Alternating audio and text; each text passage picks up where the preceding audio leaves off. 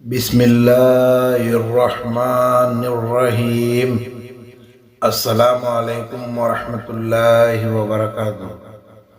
ناظرین، آج کا ہمارا موضوع ہے ایک مقدمے کا دلچسپ واقعہ۔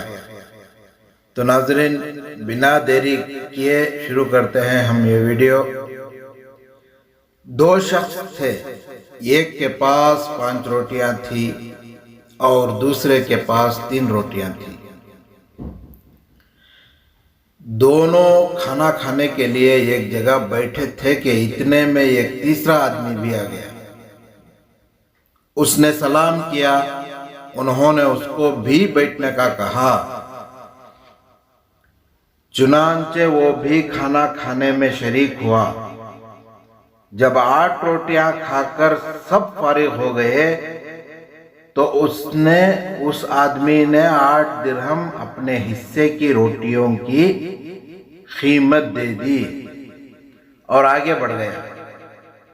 جس شخص کی 5 روٹیاں تھیں، اس نے سیدھا حساب یہ کیا کہ اپنی 5 روٹیوں کی قیمت 5 درہم لے لیں اور دوسرے کو ان کی 3 روٹیوں کی قیمت 3 درہم دینے چاہے،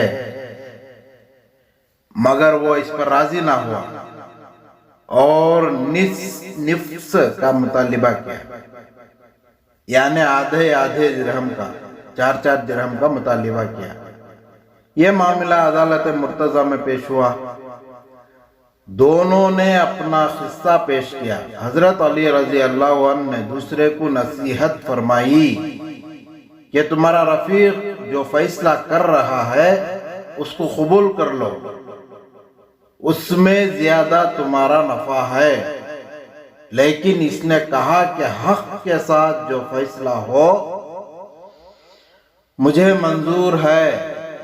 حضرت علی مرتضیٰ رضی اللہ عنہ نے فرمایا، حق تو یہ ہے کہ تم کو صرف 1 درہم اور تمہارے رفیق کو 7 درہم ملنے چاہیے۔